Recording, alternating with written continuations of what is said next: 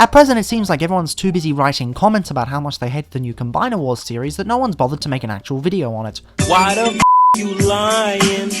Why you always lying? So I'm going to jump the gun and offer a counter-argument before all the hate washes in. I just want to make clear that everything I say about the quality of the series is just an opinion, and you can disagree with everything I say in the video. Hell, you can even provide hate comments if you want. I don't care. If it causes you catharsis, who cares? So, in all honesty, for what this series is trying to do, it's decent. It's not great, but it's not terrible either. It's decent. From the 4 previews in the first episode, the story has been set up and so far it's looking pretty promising in spite of some glaring faults. I fear Combiner Wars was unfortunately victim to unfulfilled expectations. It had double the backlash because not only was it hyped up way too much by the Transformers community, but the previews also gave the viewers a head start to start hating on it. What the fanbase was looking for in the previews and what I'm personally looking for differs, and I can see why people are hating on it. However, that doesn't mean I agree with them. Of course, this series only has 1 actual episode at the moment, and it could go to complete later on, but I think it's important to give this series a chance and see how it plays out. Unfortunately, the style of the promos, being in the motion comic format, was one of the main reasons why the hate had such a head start.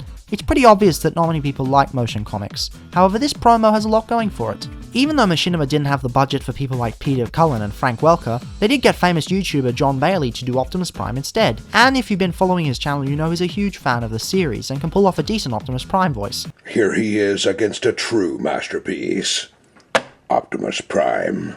That's right, I'm the real deal. Even though his voice is more trailer guy than Optimus, I will say it's a decent fit for the budget they have. Keep those words in mind later. The thing about budget, as this is going to be one of the reasons you kinda need to give this series some slack. Back to the promo though, it perfectly sets up what to expect from the series. This is a darker story and it nails the atmosphere with the art and music. The narration shows Optimus to finally be questioning his own leadership after years of being the John Wayne of the Transformers universe, and it's a welcome change. Gone are the days when wars were about right or wrong. Just as our current era is showing an increase in morality issues, so is the media that comes out of it. This Prime doesn't know what the future will hold, and when the final confrontation with Megatron comes around, things are different.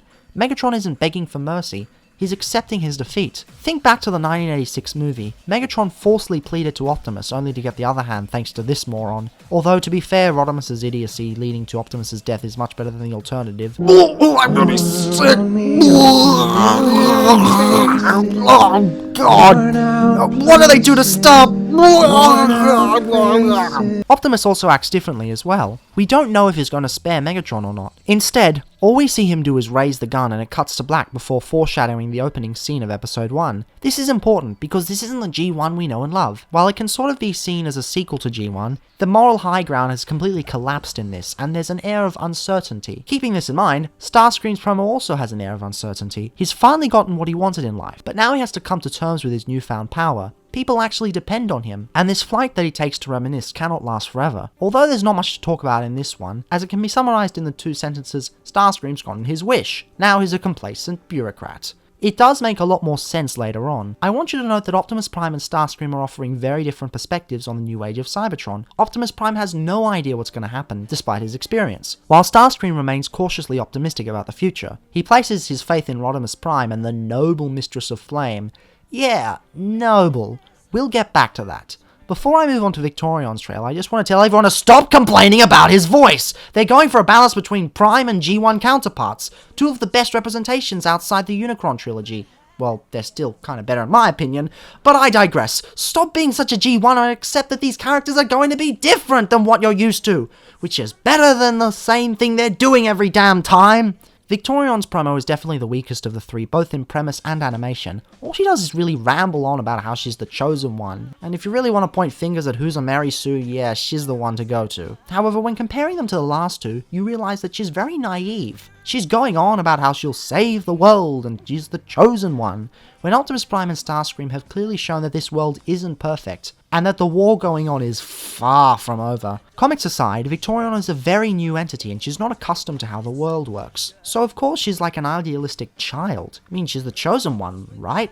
She can save everyone, right? I mean, isn't that what you thought as a kid, that you were the great hero who would save the playground? And then we have the best out of the 4, Windblades. This is when the true nature of what's going on finally hits the audience like an anvil. Subtlety isn't needed here, and neither is restraint. We can see Caminus being destroyed by the Combiner Wars. We can see the true impact this war has had on the world around it. So far we've had an uncertain general, a complacent politician, and a naive child providing their perspective of the Combiner Wars and how they've affected Cybertron, or Caminus. But none of these people have actually been cogs in the machine.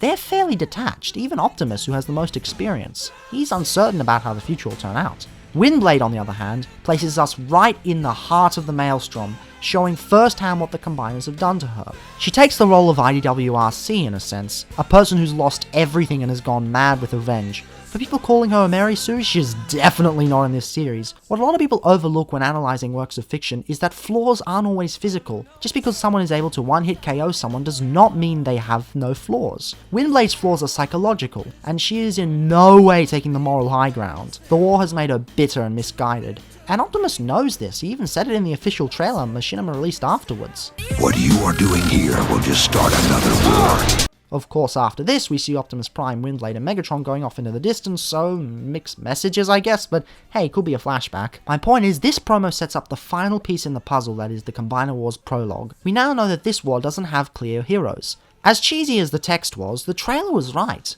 This isn't a war of good and evil anymore. We're dealing with something far more realistic. Not the battle of the biggest, but, you know, something actually grounded. These promos aren't ideal in terms of animation, but in atmosphere and characterization they convey what this series is trying to achieve. A clear answer to this complex conflict. Whether or not we'll get it isn't the point though.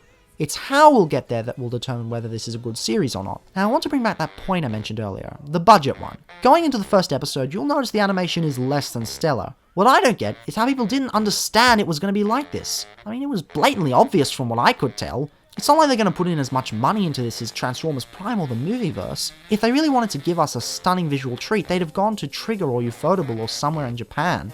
I mean, they did go into Japan for this, but you know, you get my point. From what I can tell, the reason they chose Machinima is because they want to test the waters of an adult-oriented series. Because they don't know if it's going to do well on a bigger scale, so they're going to do it on a smaller scale. If it doesn't work out, they can either fix it or can it, and there's not much money lost because it's a small series. I could see from the very beginning that we were dealing with something along the lines of Ruby, not Transformers Prime, where they'd probably be able to do well-choreographed action that TV shows don't really allow for. However, the animation is a little choppy. Now, this is different from the whole budget thing. I totally understand people's complaints with lower frame rates for cel-shaded CGI, and although it can look good in some instances, it's completely not justified.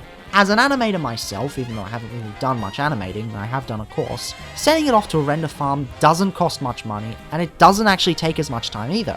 Most of the time these series are actually done in full 24 frames a second, and then the frames are cut out. I mean, just take a look at Polygon's animation error from RID. It appears that even after they render it at a higher frame rate, they lower it to make it look like 2D animation. Precisely. See? 24 frames a second. Simple. As an animator, I know for a fact that this is a stylistic choice and not a cost-cutting one. Cel-shaded is cheap enough to do, but doing it at a higher frame rate is something completely different. My guess is that the studios keep doing it because overall they still want to do 2D styled animation, but it's too expensive to do so. Even though there are all these Japanese studios just waiting to be hired. Seriously. Trigger. Transformers! Make it happen! In spite of this, the first episode of Combiner Wars does look promising, as I said, if you know where to look. The opening fight scene between Megatron and Menasor is pretty badass. Whilst the dialogue between them may seem a bit odd at times, this ceases as soon as Menasor says this line. Probability of my survival is 0! Right there and then, they've engaged in the age-old tradition of plot poison.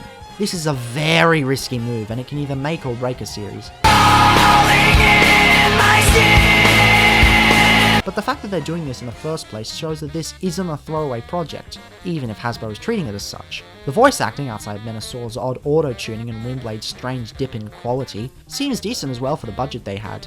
I'm kinda confused as to why Windblade doesn't sound as good as the promos, but hey, she did sound good in the promos, and they were probably made around the same time, so I kinda don't really see the problem there. Getting YouTube personalities was definitely a smart choice, but choosing this guy for Computron probably wasn't. The fight scene following, although short, is also pretty cool. The only complaints I have with this animation are the rushed pacing and the utter uselessness of Maxima, which is really strange as they hyped her up a bit. Hopefully they'll go into her backstory as the show progresses, but for now it's not too big a deal. I mean, it's only one episode, we don't even know her. Also, the way Cybertron looks in the atmosphere is kind of gorgeous. I can't wait to see more of it. Oh, and can I just touch on the whole Windblade is a Mary Sue thing again? Were none of you listening to this line? Liar.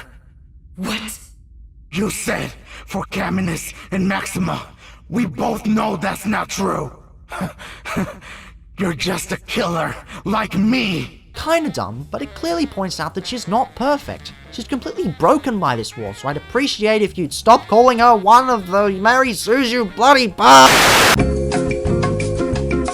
Sorry about that, my inner Windblade fanboy was coming out there even though it was really justified. Anyway, the point I'm trying to make is that the series isn't terrible. By taking a closer look, one can clearly see that there's plenty of potential here. The series may have had a rough start, but it's way too early to judge. The characters seem mature and grounded enough, aside from Menosaur. Seriously, what's up with them? And the setting has enough going on to make it intriguing. If you honestly think this is equal or less than this, I honestly just don't get you.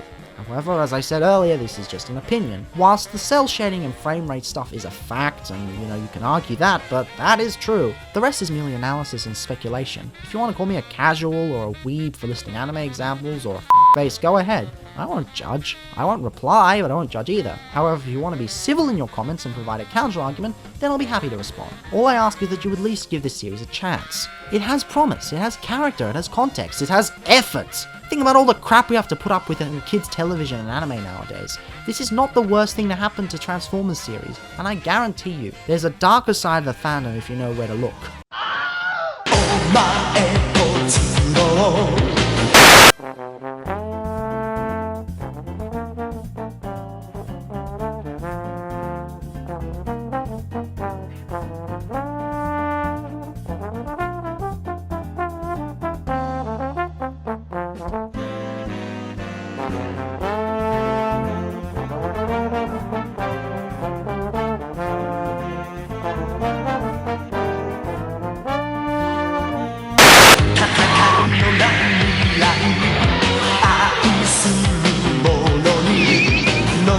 So 美しい宇宙